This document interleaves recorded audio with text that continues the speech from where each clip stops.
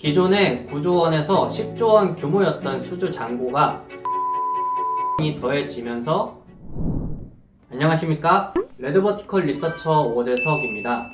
저번 현대로템 1부에서는 현대로템의 사업 영역과 재무적 측면에 대해서 알아봤는데요. 이번 2부에서는 향후 실적은 어떻게 될 것인가, 그리고 리스크 요인은 어떤 것이 있는가에 대해서 알아보도록 하겠습니다. 먼저 향후 실적에 대해서 살펴보도록 할게요. 다음 표는 증권사에서 추정한 컨센서스 표인데요. 보시면 2022년 매출이 전년 대비 9.50% 상승하고 2023년에는 27.83% 상승하며 전반적으로 실적이 개선될 것이라 예상을 하고 있습니다. 이런 실적 개선을 추정하는 이유는 무엇일까요? 첫 번째 이유로 수주 잔고의 증가가 있습니다. 다음 표를 보시면 수주 잔고 표인데요. 2018년부터 해외 철도 시장에서 수주를 이어오면서 수주 잔고가 꾸준히 증가하기 시작하는 것을 보실 수가 있습니다. 그래서 2018년 초에 7조 원 가량이었던 수주 잔고가 2020년에는 약 9조 원대를 유지하는 것을 확인하실 수가 있습니다. 2020년 이후로는 방산 부분의 수주 잔고가 증가하면서 9조 원대를 유지를 하고 있고요. 거기다가 2022년 8월 폴란드와 계약한 4.5조 원 규모의 K2 전차 180대 수주권도 3분기 실적에 반영될 예정입니다. 기존에 9조 원에서 10조 원 규모였던 수주 잔고가 4.5조 원이 더해지면서 약 45% 정도 상승하는 거죠. 거기다가 조만간 폴란드와 나머지 K2 전차 820대에 대한 2차 계약을 체결할 것이다 라는 전망도 있기 때문에 수주 잔고는 더 크게 증가할 예정입니다. 그리고 두 번째 이유로는 노르웨이의 K2NO 전차 72대 수출 가능성이 있습니다. 노르웨이 육군은 구형전차 72대를 대체하는 사업을 추진 중인데요. 엄동한 방위사업청장과 노르웨이 현지 언론에 의하면 10월 중에 우선 협상 대상자를 선정할 것으로 예상하고 있습니다. 해당 사업에서 현대로템의 K2NO 전차와 독일의 레오파르드2 전차가 치열한 수주 경쟁을 벌이고 있는데요. K2NO 전차는 설원지대 주행평가에서 경쟁 상대인 독일 레오파르드2 전차에 뒤지지 않는 뛰어난 기동력을 보여주었습니다. 또한 400억 원대에 달하는 레오파르드2 전차에 비해서 K2NO의 가격은 100에서 130억 원대로 예상이 돼서 가격 경쟁력도 갖추고 있는 것으로 보입니다. 이런 이유들로 수출 기대감이 상승하고 있는 상황이고요. 다음으로 세 번째 이유로는 지난 6월에 발표한 제4차 국가철도망 구축 계획이 있습니다.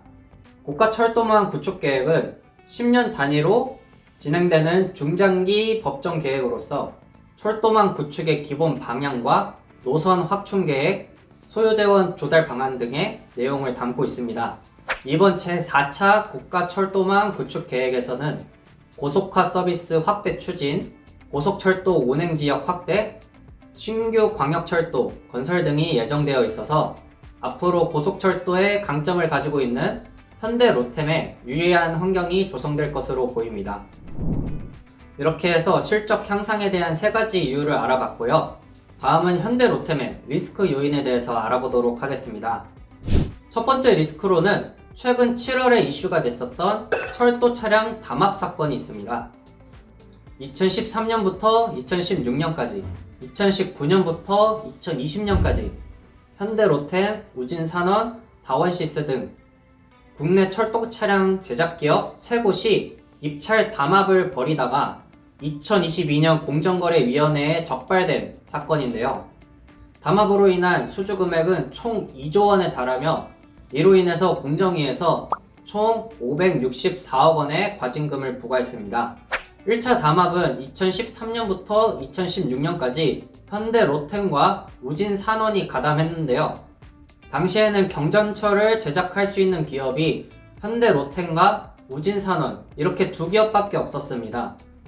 국내 철도 차량 시장에서 독점 지위를 유지하고 싶었던 현대로템은 우진산원에게 하도급을 전부 맡기는 형태로 담합행위를 제시하였고, 부품 협력사로서의 성격이 강했던 우진산원은 이를 수락해서 담합이 시작이 됐습니다. 이를 통해서 결국 총 6건의 담합행위가 일어났고요.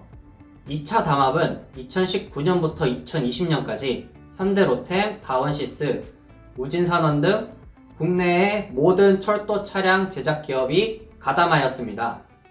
2017년, 2018년 당시 3사 간의 경쟁이 심해지면서 한량당 전동차 가격이 급격하게 하락하기 시작했습니다.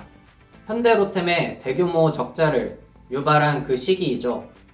이에 위기감을 느낀 새 회사는 저가 수주를 방지하고자 담합행위를 시작하였습니다.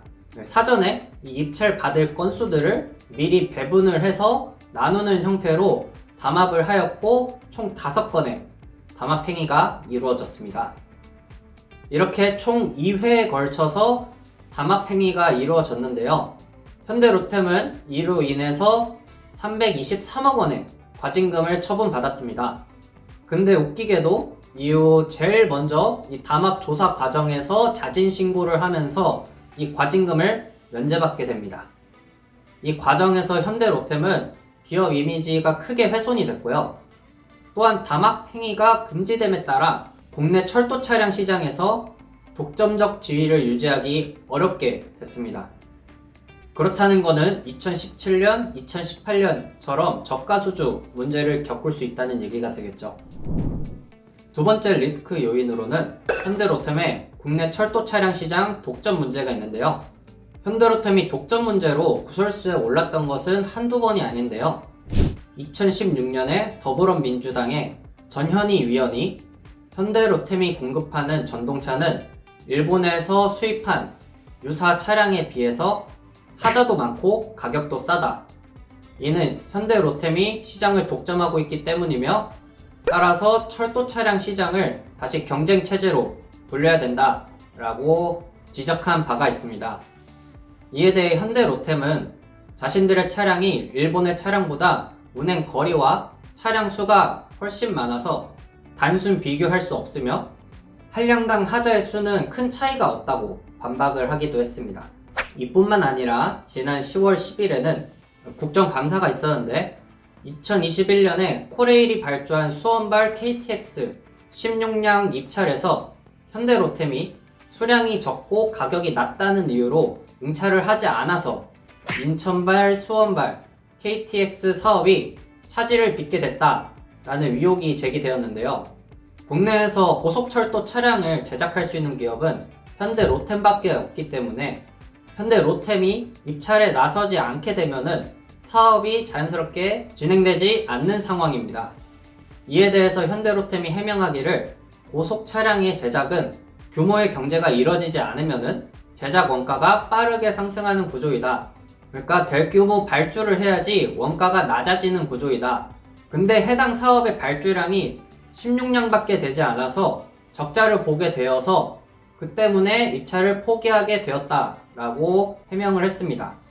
실제로 현대로템은 지난 2016년에 발주된 KTX 이음 30량 사업에서 예정 가격이 예산 대비 77% 수준으로 낮게 책정되면서 손실을 떠안고 계약을 진행한 적이 있습니다. 더군다나 2018년, 2019년에는 저가 수주 문제로 대규모 적자를 겪기도 했죠. 이 부분은 일부를 참고해 주시면 감사하겠습니다. 전체적으로 보면 2020년에 흑자 전환에 성공을 했지만 철도 사업 부분만 따로 놓고 보면은 2020년에 여전히 적자인 것을 보실 수가 있습니다. 이렇듯이 저가 수주라면 현대로템은 치를 떨기 때문에 이 2021년 고속철도 차량 16량 입찰을 포기하게 된 것이고요. 이를 해결하기 위해서 문제가 되는 수원, 인천발 16량 사업을 이제 또 다른 사업인 평택고속흥선 120량 사업과 합쳐서 총 136량을 발주해달라고 코레일에 현재 부탁한 상황입니다. 이를 놓고 독점기업의 갑질 횡포다. 아니다. 적자를 보고 팔 수는 없지 않느냐. 이런 여러저런 말이 나오는 것 같아요. 이게 참 애매한 상황인데 저가 수주가 싫은 건 알겠지만 담화까지 저질러서 이 현대로템의 말을 믿어야 될지 이 신뢰성이 많이 떨어지는 부분도 있고, 그렇다고 혹여나 이 저가 수주를 받게 된다면은 이 회사가 망하는 거 아니야? 라는 생각이 들기도 하고, 여러분은 해당 문제에 대해서 어떻게 생각하시나요? 여러분의 의견을 댓글로 남겨주시면 감사하겠습니다. 세 번째 리스크로는 국내 철도 차량 시장에 외국 기업 진출이 있는데요.